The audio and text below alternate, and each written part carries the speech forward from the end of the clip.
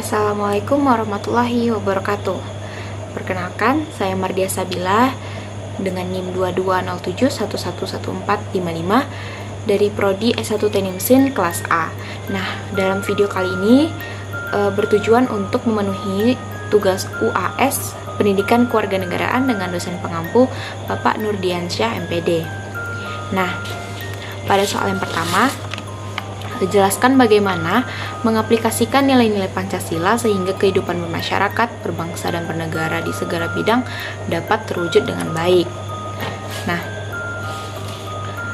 penerapan nilai-nilai Pancasila pada sila pertama, yakni ketuhanan yang Maha Esa, adalah menghormati setiap perbedaan, yaitu perbedaan keyakinan yang beragam antar masyarakat, membina kerukunan hidup antar masyarakat yang memiliki perbedaan agama dan keyakinan, tidak memaksakan suatu keyakinan atau agama kepada orang lain, dan menumbuhkan sikap saling toleransi antar umat beragama.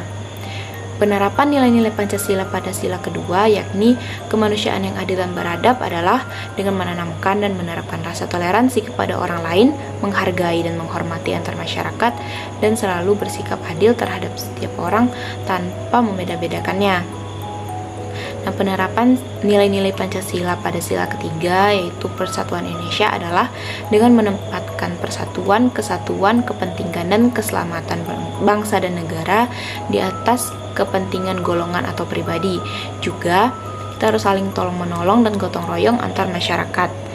Penerapan nilai-nilai Pancasila pada sila keempat, yakni kerakyatan yang dipimpin oleh hikmah kebijaksanaan dalam permusyawaratan perwakilan, ialah dengan cara bermusyawarah, memuliakan, menghargai, dan menghormati orang lain tanpa membedakannya sedikit pun.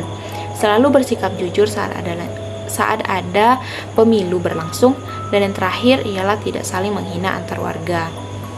Kemudian, penerapan nilai-nilai Pancasila pada sila kelima, yakni keadilan sosial bagi seluruh rakyat Indonesia, adalah dengan kesadaran sikap yang adil antara sesama kita dan menjaga antara hak dan kewajiban serta saling menghormati harkat dan martabat orang lain. Kemudian, untuk soal kedua, jelaskan faktor-faktor yang mempengaruhi wawasan Nusantara. Nah, faktor-faktor yang mempengaruhi wawasan Nusantara itu, yang pertama adanya wilayah atau geografi. Nah, di situ ada asas kepulauan atau archipelago principle, yaitu wilayah lautan terpenting dengan pulau-pulau di dalamnya. Kemudian ada Kepulauan Indonesia yang merupakan bekas jajahan Belanda, yang mana dalam bahasa Latin itu Indo artinya India dan Nesos artinya pulau. Nah, dari situlah terbentuk nama Indonesia yang dipakai hingga sekarang. Kemudian adanya konsepsi tentang wilayah lautan Nusantara kita. Sesuai dengan hukum laut internasional, secara garis besar, bangsa Indonesia itu sebagai negara kepulauan diakui memiliki laut teritorial, perairan pedalaman, zona ekonomi eksklusif, dan landasan kontinen. Dan yang terakhir, ada karakteristik wilayah Nusantara. Yang Nusantara itu sendiri artinya kepulauan Indonesia yang terletak di antara benua Asia dan benua Afrika, serta terletak di antara Samudra Pasifik dan Samudra Hindia. Nah, Indonesia itu sendiri memiliki 17.508 pulau besar maupun pulau kecil. Yang kedua, adanya faktor geopolitik dan geostrategi. Geopolitik sendiri itu memaparkan dasar pertimbangan dalam menentukan alternatif kebijakan nasional untuk mewujudkan tujuan tertentu dan menjadi perkembangan suatu wawasan Nusantara. Kemudian geostrategi itu merupakan perumusan strategi nasional dengan memperhitungkan kondisi dan konstelasi geografi sebagai faktor utamanya. Lalu faktor ketiga adalah perkembangan wilayah Indonesia dan dasar-dasar hukumnya. Perkembangan wilayah Indonesia itu ada sejak 17 Agustus 1945 sampai 13 Desember 1957. Nah, dalam rentang waktu itu, wilayah Indonesia itu hanya meliputi bekas jajahan Hindia Belanda berdasarkan ketentuan pada tahun 1939 tentang batas wilayah laut teritorial Indonesia. Lalu ada Deklarasi Juanda pada 13 Desember 1957 sampai dengan 17 Februari 1969 yang dikukuhkan dengan Undang-Undang Nomor 4 tanggal 18 Februari 1960 tentang perairan Indonesia. Lalu ada Deklarasi Landasan Kontinen dari 17 Februari 1969 sampai sekarang dengan pasal 33 ayat 3 pada Undang-Undang Dasar 1945. Kemudian ada zona ekonomi eksklusif yang terjadi pada 21 Maret 1980. Nah, batas zona ekonomi eksklusif itu sendiri selebar 200 dihitung dari garis dasar laut wilayah Indonesia. Kemudian pada soal ketiga, ketahanan nasional diselenggarakan dengan pendekatan kesejahteraan dan keamanan. Jelaskan mana yang lebih penting, mewujudkan kesejahteraan atau keamanan. Berikan alasan saudara. Nah, menurut saya, keamanan lebih penting daripada kesejahteraan dalam ketahanan nasional. Karena suatu negara belum tentu aman jika kesejahteraannya terwujud, tapi suatu negara dapat terwujud kesejahteraannya jika keamanan suatu negara itu sudah terpenuhi. Kemudian pada soal keempat, bagaimana analisis saudara tentang pemilihan kepala daerah melalui pilkada langsung dalam kaitan dengan otonomi daerah. Nah, pemilihan kepala daerah secara langsung itu merupakan turunan dari pelaksanaan otonomi daerah sendiri yang dapat meningkatkan partisipasi rakyat, meningkatkan kesejahteraan, serta memunculkan calon pemimpin di negeri ini.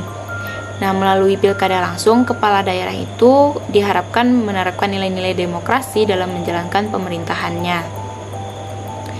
Untuk soal kelima, NKRI adalah negara dengan ribuan pulau. Dengan demikian sering dikatakan Kepulauan Nusantara. Pertanyaan itu sendiri, upaya-upaya apa yang harus dilaksanakan dalam rangka sosialisasi pengembangan wawasan Nusantara tersebut? Nah, hal ini dapat dilakukan dengan menyelenggarakan kegiatan edukasi dan sosialisasi yang berkaitan dengan wawasan Nusantara. Terus bisa dengan memasang banner yang menyajikan informasi tentang wawasan Nusantara di tempat-tempat strategis seperti sekolah, kantor pemerintahan, universitas, atau lain sebagainya. Ataupun menyebarkan informasi yang berkaitan dengan wawasan Nusantara di media massa seperti radio, televisi, dan media sosial. Terus untuk pertanyaan ke-6, coba Anda sebutkan jenis-jenis korupsi menurut Undang-Undang Nomor 20 Tahun 2001 dan bagaimana upaya-upaya yang harus dilakukan dalam rangka pemberantasan korupsi di Indonesia. Nah, menurut Undang-Undang Nomor 20 Tahun 2001 dirumuskan ada 30 jenis tindak pidana korupsi yang pada dasarnya dapat dikelompokkan menjadi beberapa bagian secara garis besar, yaitu dikelompokkan menjadi kerugian keuangan negara, suap menyuap, penggelapan dalam jabatan, pemerasan, perbuatan curang, benturan kepentingan dalam pengadaan, dan gratifikasi. Itu secara garis besarnya. Nah, adapun upaya pemberantasan korupsi di Indonesia itu dapat dilakukan dengan penguatan kapasitas badan atau komisi anti korupsi yang di Indonesia itu sendiri dikenal dengan KPK. Terus penyelidikan, penuntutan, peradilan, dan penghukuman koruptor besar dengan efek jera. Terus penentuan jenis-jenis atau kelompok korupsi itu dikelompokkan dan diprioritaskan untuk diberantas. Kemudian pemberlakuan konsep pembuktian terbalik, meneliti dan mengevaluasi proses penanganan perkara korupsi dalam sistem peradilan pidana secara terus-menerus. Pemberlakuan sistem pemantauan proses penanganan tindak korupsi secara terpadu. Kemudian publikasi kasus-kasus tindak pidana korupsi beserta analisisnya. Pengaturan kembali hubungan dan standar kerja antara tugas penyidik tindak pidana korupsi dengan penyidik umum, penyidik pegawai negeri sipil atau PPNS, dan penuntut umumnya. Dan soal ketujuh, Soal terakhir, apa yang saudara ketahui tentang sifat dan hakikat ketahanan nasional? Berikan penjelasan saudara. Nah, sifat dari ketahanan nasional itu adalah yang pertama menunggal, yang merupakan sifat antara trigatra atau aspek alamiah dan pancagatra atau aspek sosial. Nah, seluruh aspek sosial dapat dicampur adukan, tetapi integrasi harus dilaksanakan selaras dan serasi. Yang kedua, ada marwah ke dalam yang merupakan arahan kepada diri negara atau bangsa itu sendiri yang bertujuan untuk mewujudkan sifat dan hakikat nasional. Yang ketiga, ada berkewibawaan yang harus dipertimbangkan oleh pihak lain dan memiliki daya pencegah. Yang keempat, berubah menurut waktu, yang artinya suatu bangsa tidak terus-menerus tetap melainkan dapat meningkat dan menurun sesuai kondisi negara itu sendiri.